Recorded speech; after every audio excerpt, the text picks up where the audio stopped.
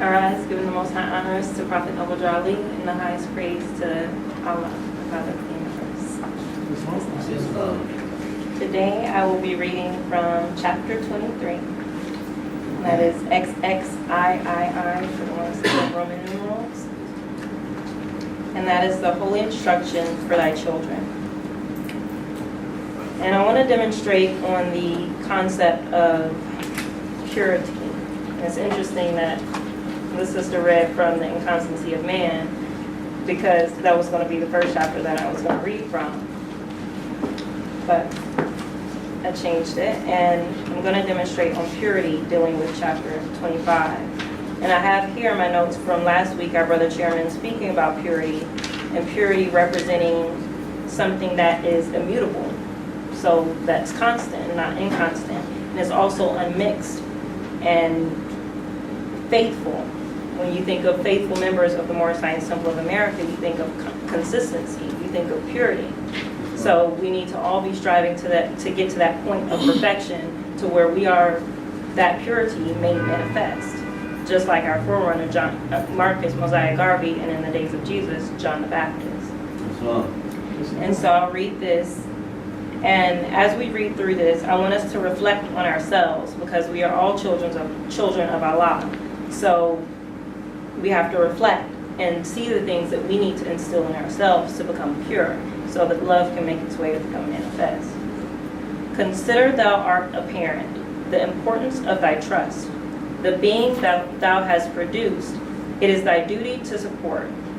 Upon thee also it dependeth whether the child of thy bosom be a blessing or a curse to thee, and useful or worthless member to the community.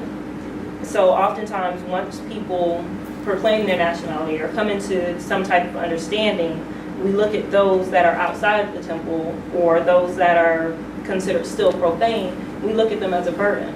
All these people are getting on my nerves, they just don't know the truth. But it's up to you whether they be a blessing or a curse to you. So depending on your interactions with them is how they will interact with you. So if there's something that they're doing that still gets on your nerves, you need to reflect on yourselves. Prepare him early with instruction, and season his mind with the maxims of truth. So from the moment you meet someone, or even if there's somebody that's in your life, as soon as you proclaim your nationality to take this new path, you should be instilling maxims in those people's minds that are around you. They should know that this brother or this sister is a Moorish American. This brother, everything that comes out of this brother or sister's mouth is going to be pure. It's not going to be folly and foolishness. Watch the bent of his inclinations. Set him right in his youth, and let no evil habit gain strength with his years.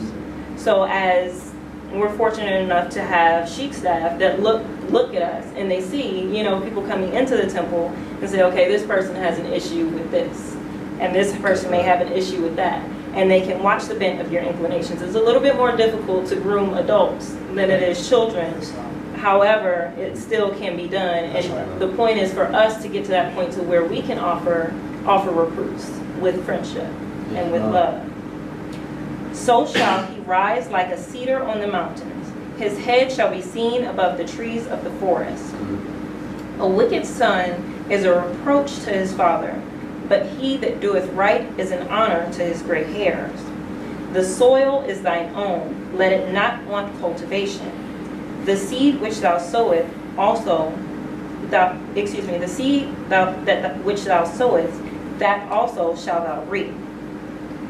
Teach him obedience, and he shall bless thee. Teach him modesty, and he shall not be ashamed.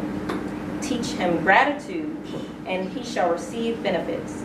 Teach him charity, and he shall gain love. Teach him temperance, and he shall have health. Teach him prudence, and fortune shall attend him. Teach him justice, and he shall be honored by the world. Teach him sincerity, and his own heart shall not reproach him. Teach him diligence, and his wealth shall increase. Teach him benevolence, and his mind shall be exalted. Teach him science, and his life shall be useful. Teach him religion, and his death shall be happy.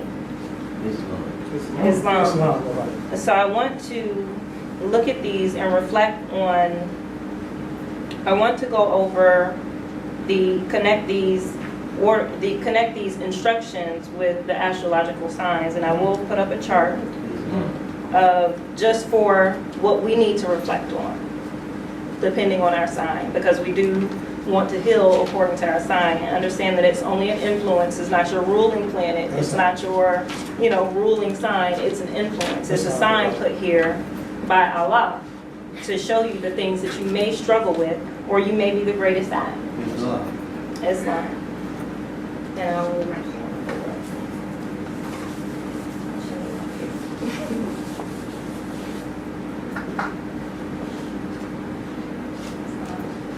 we have Aries, part my handwriting,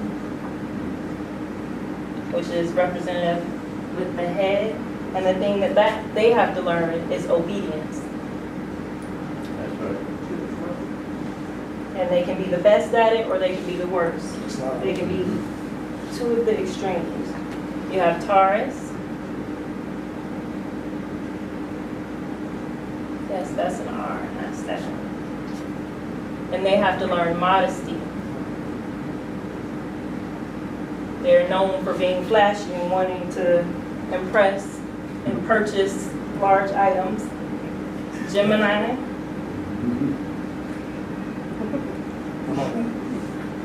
Islam has to learn gratitude. Can also be the best at it or the worst.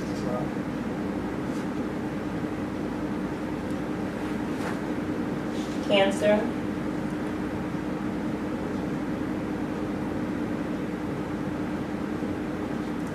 Has to learn charity.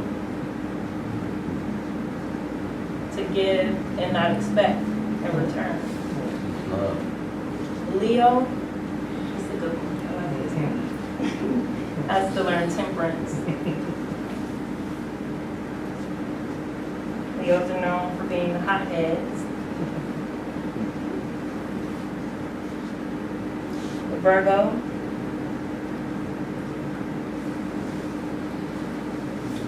Has to learn prudence, to be cautious.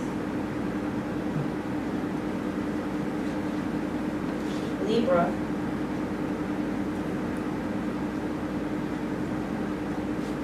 Is to learn and administer justice. Scorpio. I'll go over here.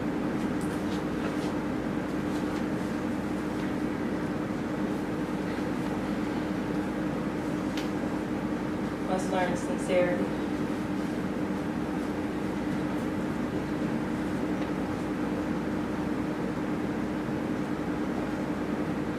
Sagittarius. Must learn diligence, to be consistent.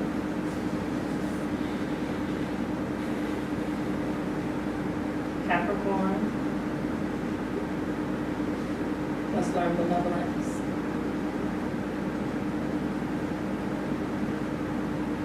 Aquarius.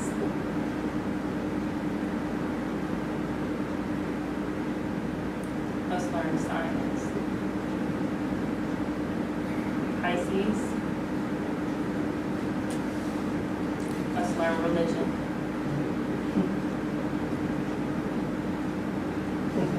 Islam. Praise Allah. Islam. So I ask that we all study based on our attributes and learn and develop ourselves into pure beings. And with that, I'll leave you as I came in peace. Islam. Islam. Praise Allah. Praise Allah.